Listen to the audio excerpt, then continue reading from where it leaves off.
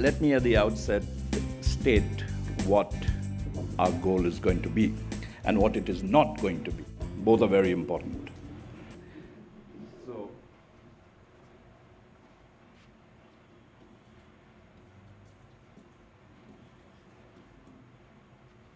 what I've written down there is that we do not need to be taught how to see. We only need to be freed from the things which blind us. That, I picked up in some of my readings from a collection of Zen sayings. I don't know whether it is really Zen or not, but it has the ring of Zen to it in its, in its brevity. And I think it's appropriate for what the task of philosophy is with respect to its subject matter across various domains. And what it is telling us is that philosophy is going to attempt, any philosophical exercise, is an attempt to take away our blinkers, take away our blindfolds, maybe adjust the focus so that we see things a little bit more clearly. We don't need to be taught how to see. We open our eyes and we can see. But there are a lot of things that might come in the way which need to be taken off. And that, I think, is an appropriate way to describe. It's not a definition that anybody has given of philosophy. I borrowed it in order to express the emphasis that I want to place before you with respect to what philosophy is. That's one thing that is important. The other thing is another quotation from, this time I know I can guarantee the source, and that is from T.S. Eliot, who's a playwright, poet, etc. Again, a rather apt way of describing the task of philosophy. He says in his poem, Burnt Not In from the Four Quartets, he says, "We shall not cease from exploration, and the end of our search will be to arrive at the place where we started and know it for the first time." So that again gives us a little bit of an idea about what philosophy is all about. It is not necessarily about, going forward. It's going deeper. You will go around, you will explore, because that is the compulsion of the human condition. But what philosophy will do is bring you back to the place where you started and provide you with a new insight on where you are. So these two things, I've taken as the initial starting points of our inputs over the next few days, because they focus on two very important tasks of philosophy. One is that of clarification, and the other is of very basic concepts. And all of this you will discover in the course over these next few sessions. Okay, so let's get in at the deep end, so to speak. Supposing it was granted to you by whatever powers that be, to relieve the hunger in India, not definitively, but at least for a week. If you were to walk stark naked down MG Road for 2 hours, would you do it? This is not my example. This is taken from a very... that's Lady Godiva. Okay, this is the modification of that. So would you do it? That's one kind of a question that you can have. The other one is, supposing you were told that if you put your hand in the fire, the flame, for 5 minutes, your loved one who is being held hostage would be saved. Would you do it? And the answer is very definitely yes. Supposing it was somebody you didn't know, would you still do it? If it's your loved one's life that hangs in the balance, then the issue becomes pretty clear, okay? The focus is clear. But what happens if the person is just a nondescript neighbor, okay, whom you've never met? Then would you still do it? And let's push the kind of example a little further. Supposing it was somebody you hate, would you do it then? No. No. Okay, and why? The important thing is why. That is where we come to the issue of ethics. It's not a question of my personal likes or dislikes, would I do it or would I not do it? Should we be doing it? That is the issue. And if we should be doing it or should not be doing it, why should we be doing it? So that's where we get into the domain of philosophy. Okay? We have to articulate certain principles by which we determine our social interaction, because that is something we can't escape from. That is the given condition of man. I am not, who's the gentleman isolated on an island with his Man Friday? At least he had his Man Friday. Who is that? Robinson Crusoe. We are not Robinson Crusoes. Robinson Crusoe at least had the benefit probably of growing up in society. But we are not isolated. We are with others. And what we do affects others, and what others do affect us. And so we need to regulate that behavior according to certain principles. Now the point is, the principles are all around us. They are growing, they will change. They're not static. They have been changing from time immemorial. But by what principles are they changing, and how do we justify those principles? That is the focus that we are going to be emphasizing over the next couple of sessions. One last question. Would you rather be dishonest and thought of as honest, or would you be honest and thought of as dishonest? The man who is enthusiastically participating, how would you respond to that? Would you rather be dishonest and thought of as being honest, or be honest and be thought of as dishonest? Now, one thing I said, what we will be doing was clarified by the statement. What we will not be doing, don't expect at the end of our 6 sessions or 7 sessions a kind of pocketbook of solutions to all your ethical issues. Ethics emanates typically in the domain of philosophy, and it has spread. I mean, medical ethics hasn't cornered every issue that there is in ethics. You have media ethics, you have business ethics, you have legal ethics, and so on. There's a big flourish of ethical concern right across the board recently. So there are no standard solutions that you can expect from us. What you can expect is certain fundamental concepts to be clarified, which have a bearing on the decisions that you will make. Certain theories which could serve as pegs on which to hang your decisions later on, when you are confronted, as the examples that the previous speakers raised, you as doctors will be confronted with certain decisions on the spot that you would have to make. How will you make them ethically? You can't say that in those 6 sessions was any solution offered. No, I'm telling you right now, no solution is going to be offered to all those choices of yours. But frameworks would be offered within which to think up your own solution. Okay? So basically, that is what we are going to be doing. Now, there have been various ways of defining ethics.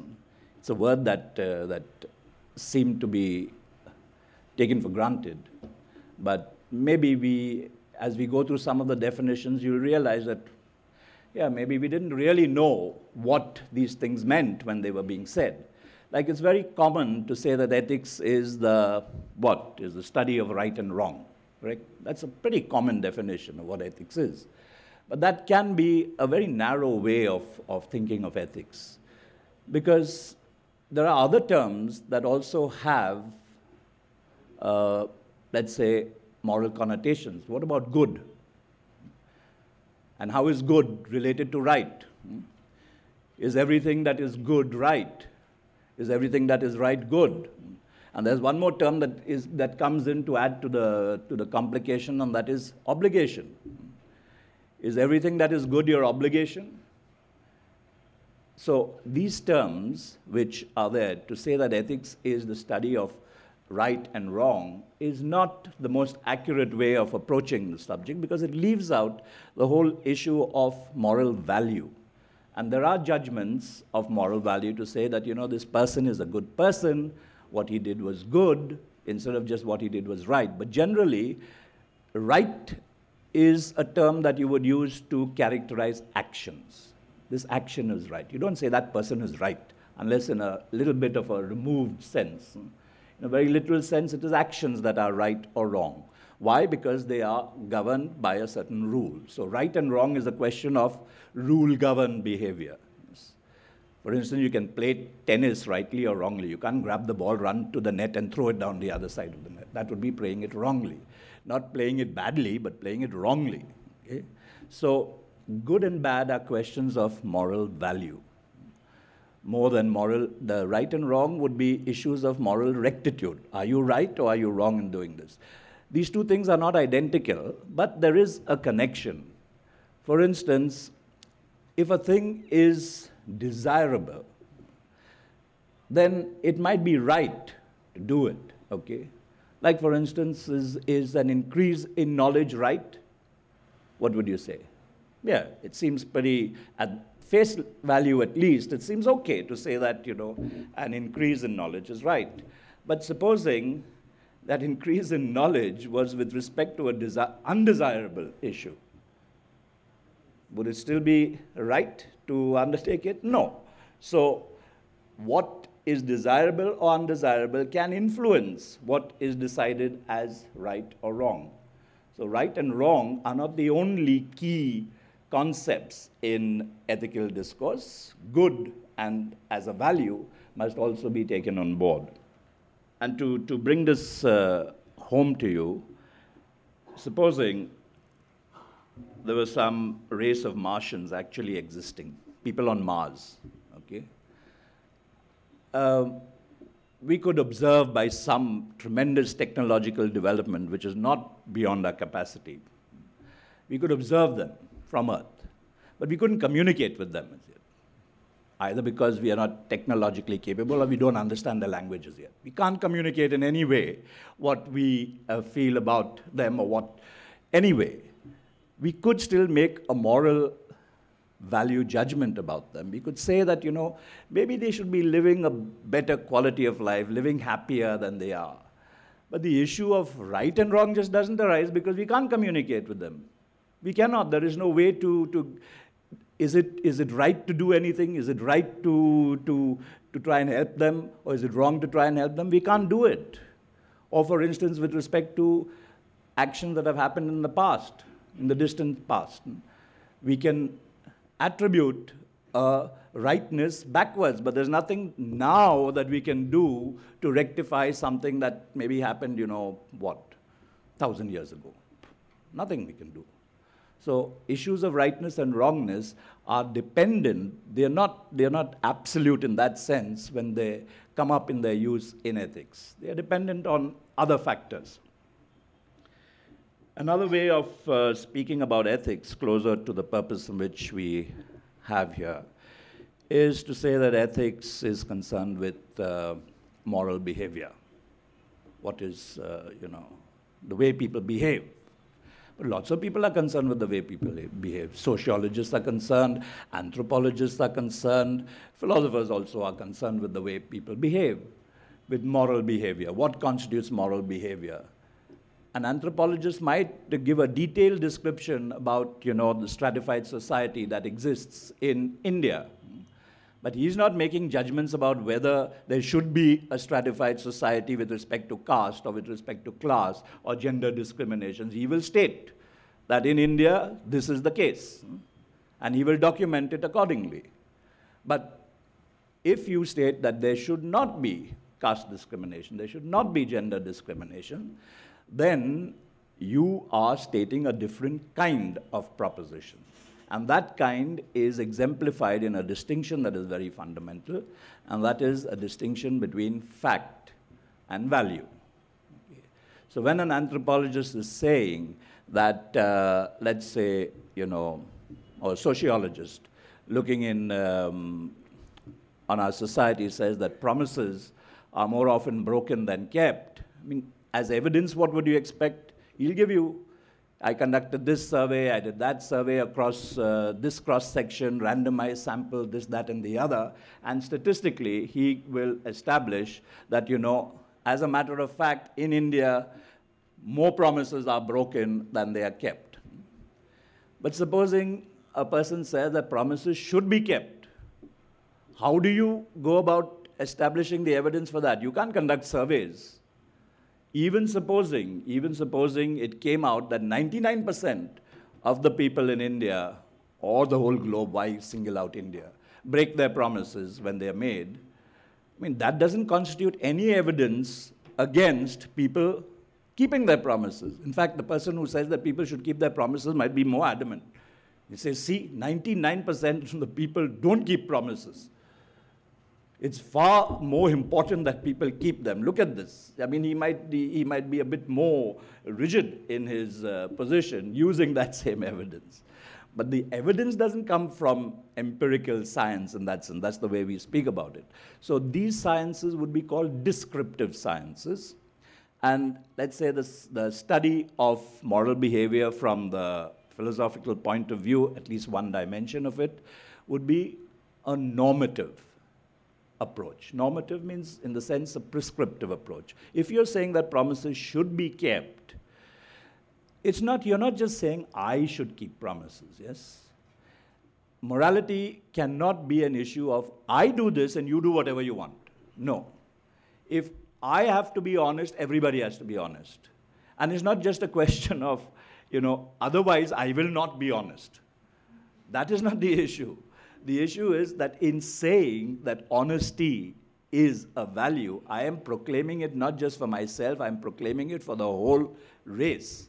So this feature of the universality of an ethical judgment is a very important feature. It's not an idiosyncratic issue, that I feel like being punctual today, I'll be punctual. If it is a value to be punctual, it's not just a value for me, it is a value for everybody. That is what I'm proclaiming when I say that, being punctual is good. To say that, it means it is good for everybody, okay? That is something that we must emphasize. Now, when we say ought, what is the relationship between good and ought? Ought is something that we should do, no? This is it flows out from this distinction between fact and value. A very classic example of the difference between good and ought is this. Supposing, you are offered tickets to what? To the India-England one-day match, cricket match. Maybe that's not so attractive anymore because of the way India is performing these days. But supposing it was still, on riding the crests, and you are a cricket buff or a cricket fan, and you're offered tickets, free flight to England, wherever they are playing their first one-day stay, and so on and so forth. So terrific. But you are a very generous person. And so you say, yeah, it's very nice that I have this, somebody has given me this, gratis almost, I didn't ask for it, it came to me, just as a gift. But being the generous person that I am, I'm going to offer it to the lady sitting in front of me. And it's good to be generous, isn't it? I mean, nobody's going to dispute that it's good to be generous.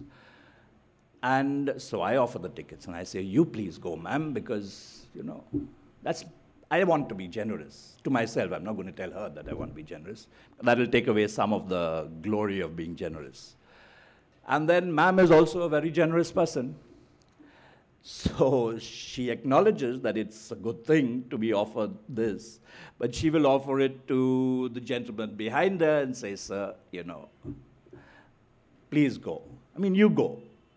I would be happier if you went. And so on, the ticket would be passed around, and the one-day match would be over, and nobody gets to see the match. Okay? Now, this brings out the issue. Yes, a thing might be good, but is it our duty to be generous? Is it our duty? Do we have to be generous? That raises the difference between ought and good. Yes, nobody is going to deny that it is good, but are we obliged to be? Are we obliged to be generous? So that if I did not give the tickets, would I be doing something wrong? Would I be failing in my duty? And so on.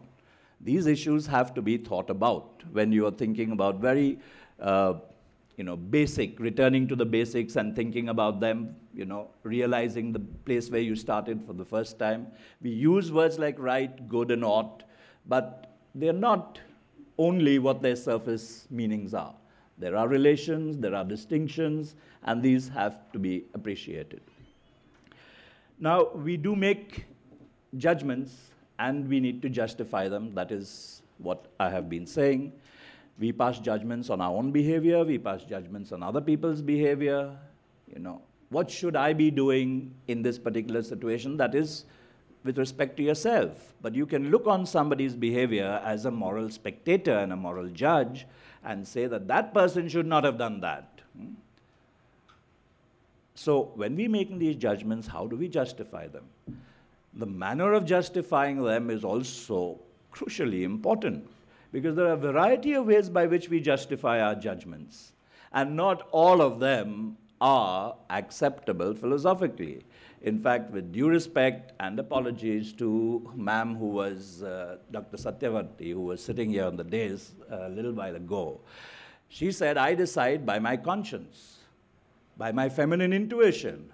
Now, a student of philosophy would be a little disturbed by that, feminine intuition, conscience, okay, conscience we can accept if you explain conscience as that habit of behaving which you have imbibed through instruction, etc., etc.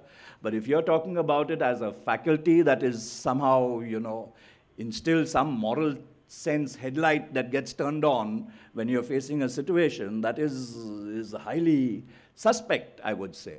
But that's one way by which we do justify our actions. I just know that this is the right thing. Wait a minute.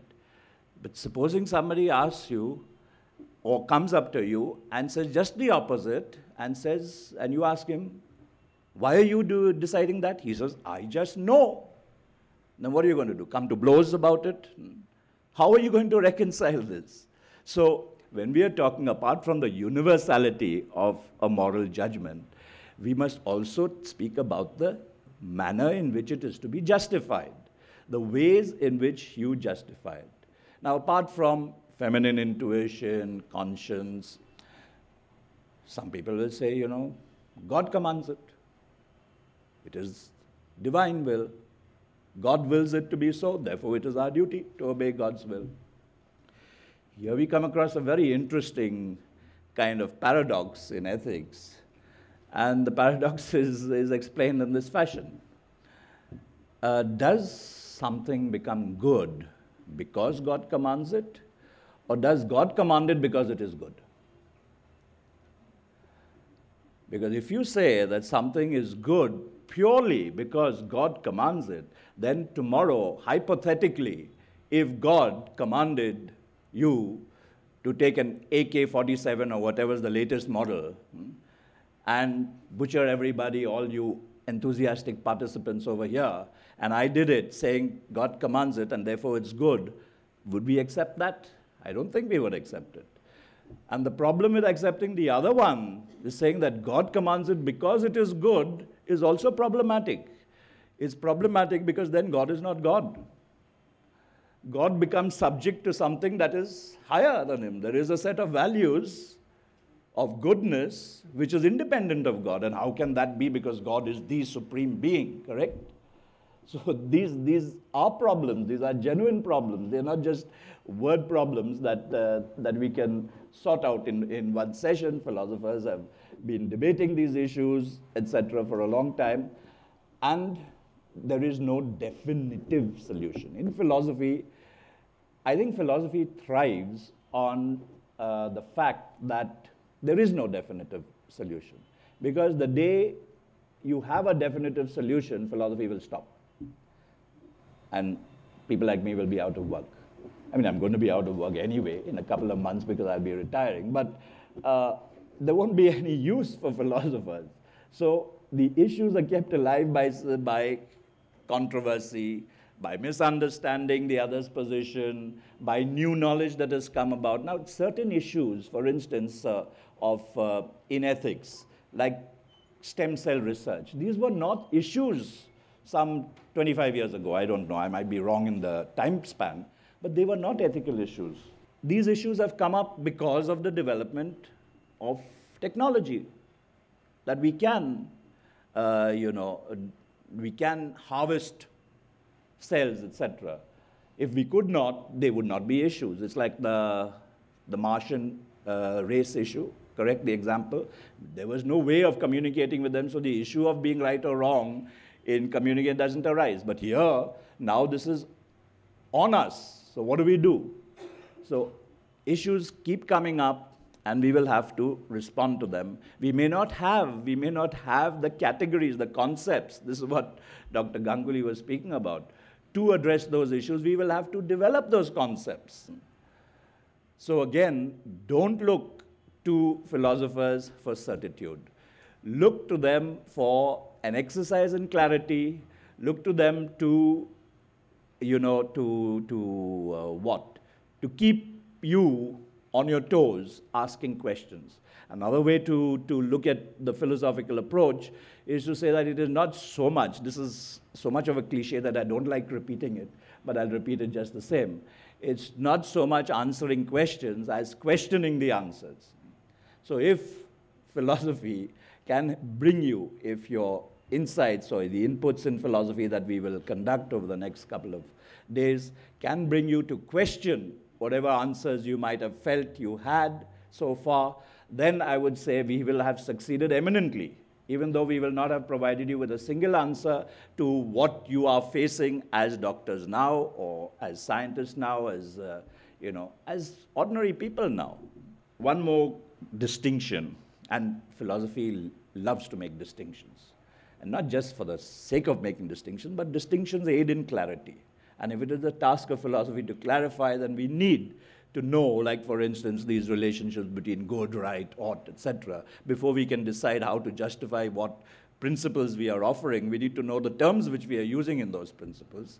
There is another distinction that we should emphasize, that everything which is the opposite of moral need not necessarily only be immoral. You can have a category which is called non-moral. I mean, that this pen is good is a non-moral value judgment. I'm using the word good, but it has nothing to do with morals. So to say good or bad can be used in a moral sense, it can be used in a purely non-moral sense. That ice cream is good, but eating too much ice cream is bad. That might take on a moral connotation, okay? It could take on a moral connotation.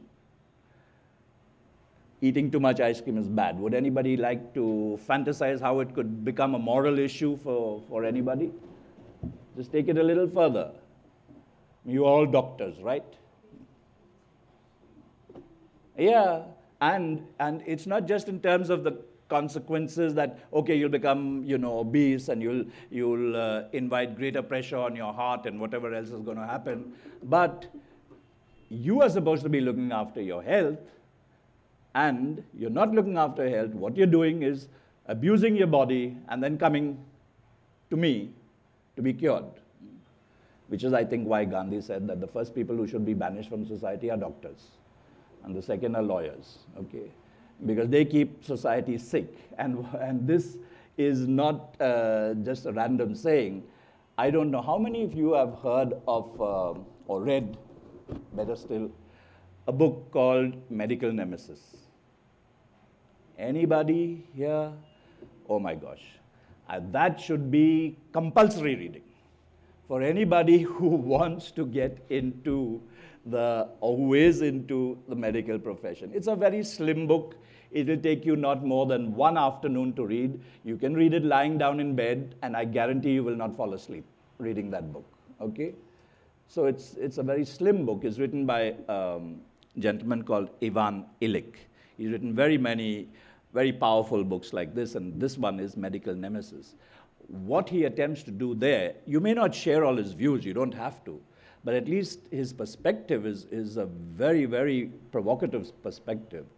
He says that medicine, which is supposed to be health providing, is, you know the term better than I, iatrogenesis, okay?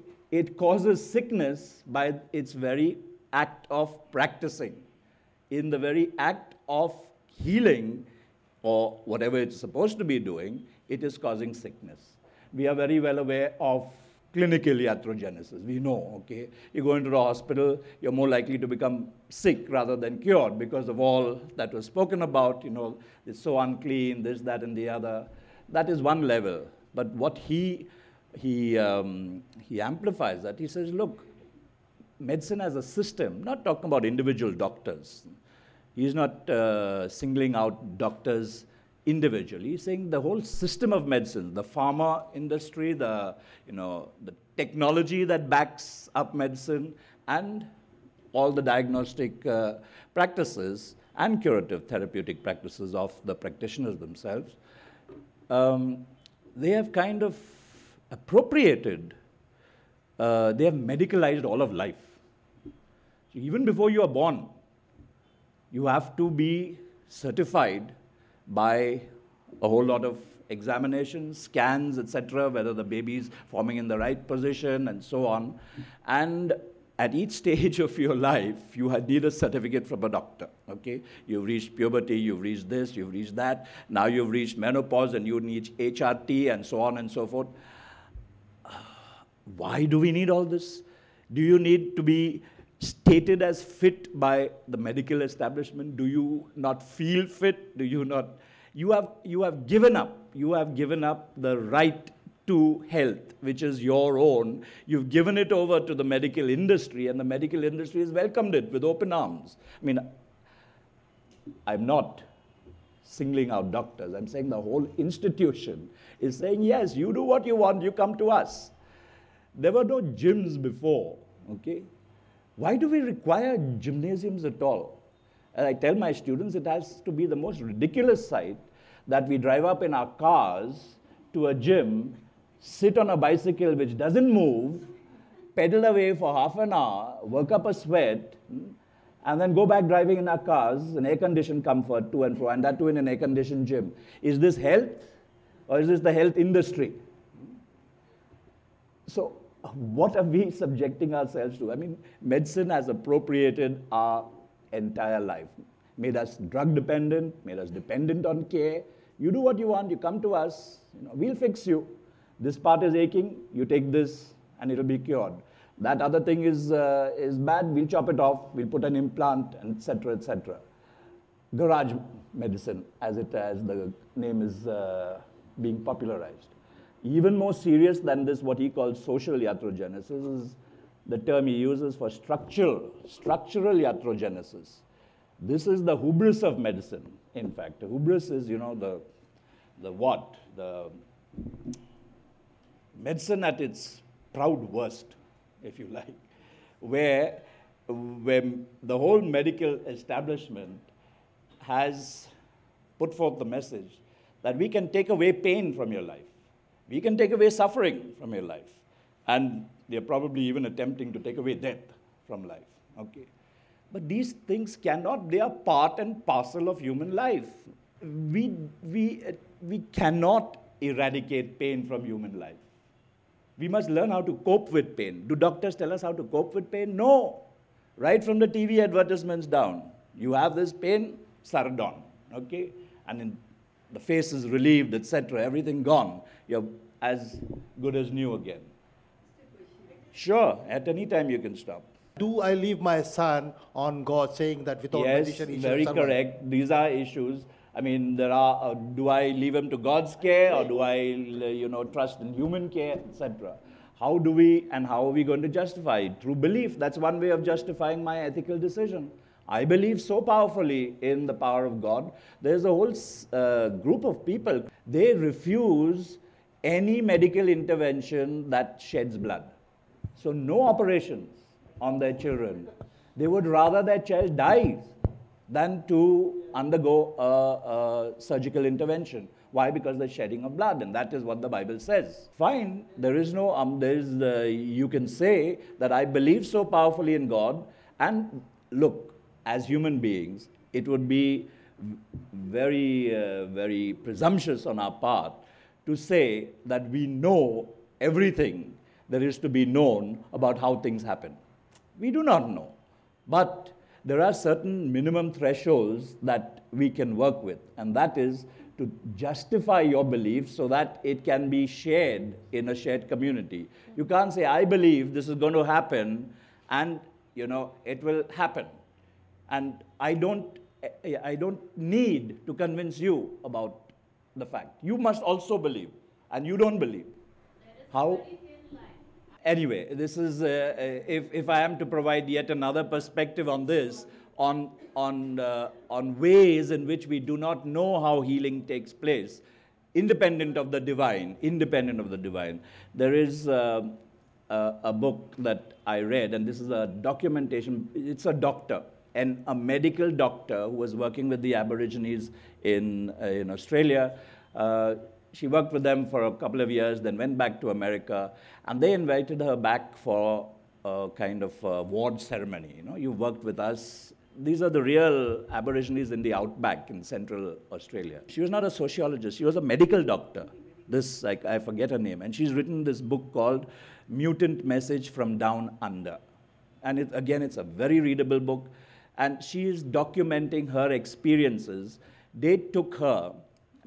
She thought she was coming in for, a great award, so she took along with her best dress, etc., and, all her jewelry to receive the award, and then she found an Aborigine coming in a dusty jeep to pick her up, and he took her to the middle of the outback, and they made her divest of all her fancy clothes. They gave her their Aborigine clothes, no footwear. This lady from America who's not used to getting out of their bed without some footwear, had to walk for 3 months, had to eat whatever they ate. And the Aborigines were convinced. They're not saying God will provide. Nature will give us food. The point is, we don't dictate to nature what food we want. Nature will give us food. We should accept respectfully what food nature gives us, whether it be rats, termites, grubs, whatever kind of stuff. And however revolting it was, she had to eat it. There was no other way. Revolting meaning what? To her sensibilities. That's all it was. We are not used to eating rats. There's some community somewhere who is, and who are eating those things. In that group of Aborigines, there's the medicine man. You can call him doctor. He's not a doctor in any trained sense of the word, okay? And one of that group fell down from a height. They were walking in the dark. He fell down, broke his leg. It had snapped, she says, in 3 places, whatever that shin bone is called. And the medicine man applied some kinds of, balm and things like that with leaves and all kinds of concoctions, including the preserved placenta of babies that were born, and so on and so forth. And this is there, documented. She is a doctor documenting this. And during all this, the medicine man was talking to the leg, telling it that it should not be in this condition. This is not its natural condition in which it should take up its natural condition again. And she says within 3 days that man was walking along with the rest of the group. Now, how did it take place? This is one of you, a person trained in hard medicine who has documented this. She says, I do not know how it happened, but I can tell you that that man was walking, and I know that he had broken his leg in 3 places. How? All these kinds of things are conundrums for you medical people to explain. But to justify it by saying that God is, the cause of it, is one way of justifying it. Very right. It's as good or as bad as saying, my feminine intuition tells me that it is so. Or my conscience tells me that it is so. Or, my teachers told me that it is so. Lots of justifications are possible. Sir, this is not from any books. This is true from my medical experience. What I have seen is a person was poisoned, right? It was almost fatal poisoning. Then he was took to a person. He is not called a doctor. He is a simple, what you call a mullah. Then later on, he didn't touch the patient. He didn't give any medication. He threw some water on his body, and just he had some iron rod, and he just started chanting something and pressed it into the ground. As that rod was going down, we saw that the poison was coming down. Poison in the sense that septicemia was coming down. Once that totally that rod was under, he was all right. Later on, of course, he was medicated, but for that particular time, I will not dispute there is no any of this. I will not dispute the sincerity of any of these statements. The only point in all of this, incident sharing is that there are various ways to justify a statement. Some of them are acceptable, others are suspect. The point is that if we are to accept a justification, what is the minimum criterion that we expect that, justification to have? That is what is the business of what, we are at. And my colleague, Professor Jung, will take you precisely through that. That is where we will come up with various ways of reasoning and, what are the kinds of ways in which we can drop away from correct reasoning and go into incorrect reasoning, etc. So what constitutes a good justification is an important dimension of what, justifications are. Otherwise, we get into all these kinds of statements where then there's a breakdown. There's a breakdown in communication, there's no furtherance, there's no insight into the situation. But there is a very, my colleague will mention, the argument from ignorance, okay? From the fact that you don't know, as I'm saying, we don't know how these things take place. We don't know how they take place, keep quiet. Don't start concluding adventurously into this, into that, and the other. The fact is you don't know. There's some distinction that we should make between morality, law, religion, ethics. What is the difference between law and ethics? Law, at most, can reach up to what we will call our overt actions. Overt meaning that which is open to inspection. Like, for instance, I can be smiling very sweetly at all of you and thinking the most murderous thoughts. And the law can do nothing about it, correct? Unless I start pulling out a gun from my pocket, then all the security can come and, take me, put me in a prison or in a mental hospital or whatever. But as long as I do not translate into overt action, the law has to stop there. Whereas ethics goes beyond. Ethics will judge even your covert, that's the word for it, covert actions. That's one distinction between law and ethics. The other is that, look, laws always have a lawgiver. Who makes the laws? Traffic laws. That you can park only on this side, you must drive only on this side, you should not overtake from the left. There is a very specific regional transport authority, RTO, or regional transport officer, or traffic officer, that makes these laws. Who makes the laws of ethics? Unless you're willing to step back and say God makes the laws, we leave God where he is right now. And how do we answer that question? You say society makes the laws, but what is society? Who is this superorganism called society? You can't feel him, touch him, or taste it anywhere. It's our human interactions over time by which we use one abbreviated word, society. So there is no lawgiver in that sense for ethical norms. But there are laws, there are moral rules. Do not kill, be honest, don't tell lies, don't steal, etc. These are laws that we will all recognize. How much we practice them is another matter, but we recognize them as laws, but we can't pinpoint a lawgiver. Another distinction between law and morality is that the sanctions of law, sanctions meaning the rewards and punishments, yes? Maybe if you are a very upright citizen, they might give you what? They might build a statue in your honor after you're dead. If you break the laws, they'll put you in jail. You'll have to pay fines, this, that, and the other. There was other sanctions of, the law. Sanctions of morality the rewards and punishments of morality are what? If you're a bad person, you are a thug, you thieve, you lie, people won't like to come next to you.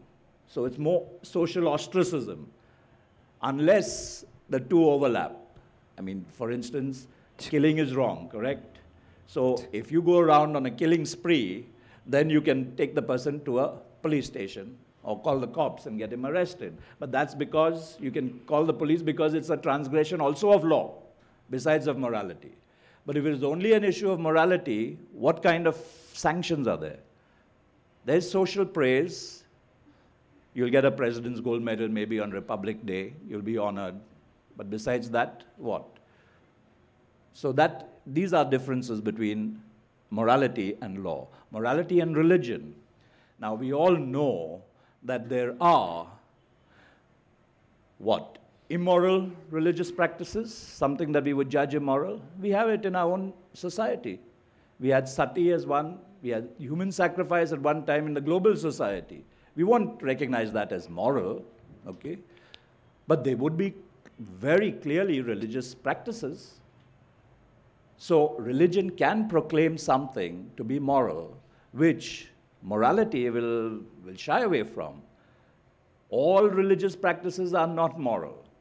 And obviously not all moral practices are going to be religious either. So there is a very obvious distinction between religion does have as one of its areas the domain of morals.